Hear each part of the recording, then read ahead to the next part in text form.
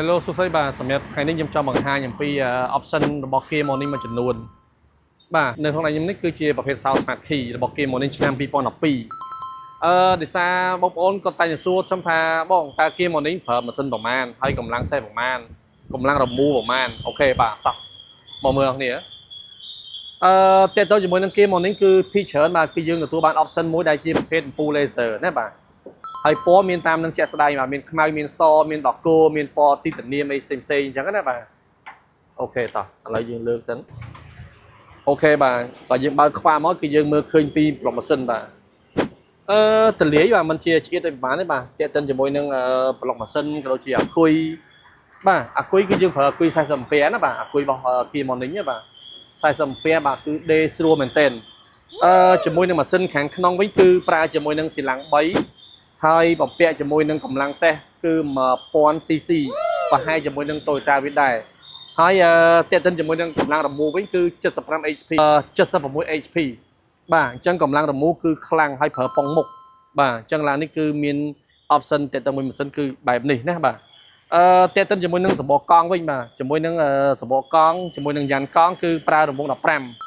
ហើយជាពិសេសបាទរង្វង់កង់យើងអាចធ្វើការផ្លាស់ប្ដូរឡើងដល់6ដល់7ក៏បានដែរស៊ីសងលើចំណុចរបស់យើងអញ្ចឹងណាបាទអូខេតោះឥឡូវយើងចូលខាងក្នុងណាបាទខាងក្នុងវិញគឺភាគច្រើនគឺពណ៌ខ្មៅបាទអត់សូវមានពណ៌លឿងទេជាមួយនឹងបញ្ញេជួនកាលមានអេក្រង់ touch screen ខ្លះក៏អត់មានដែរអញ្ចឹងណាហើយនៅលើចង្កូតវិញគឺមាន volume ចង្កូតបាទលើក្រោមឆ្វេងស្ដាំ mode អីអញ្ចឹងណាបាទហើយជាមួយនឹងប្រអប់លេខវិញគឺប្រើជាមួយនឹងប្រអប់លេខ7 វគ្គអូតូមានន័យថា7 វគ្គអូតូហ្នឹងគឺយើងអាចធ្វើការផ្លាស់ប្ដូរទៅ function មួយណាក៏បានតម្រូវទៅលើស្ថានភាពផ្លូវណាបាទអូខេអញ្ចឹងជួរទី2វិញបាទគឺអាចអង្គុយបានរហូតដល់2ឬក៏3នាក់បាទអញ្ចឹងវាមកល្មមសមរម្យមកអង្គុយបានបាទបើនិយាយចំទៅថា2នាក់គឺមកល្មមហើយបើថារៀងមានទុយអាចបាន3អីអញ្ចឹងណាអូខេតោះតែទៅជាមួយនឹងខាងក្រោយវិញខាងក្រោយមកគឺជាទូទៅគឺមាន Rido Auto ស្រេចហ្មងបាទគឺកូរ៉េគឺគេគិតទៅលើការប្រើប្រាស់ជួនកាលបាទ Rido នេះអាចដាក់ទៅលើសម្ភារៈប្រើប្រាស់បានដូចជាកណាត់ឬក៏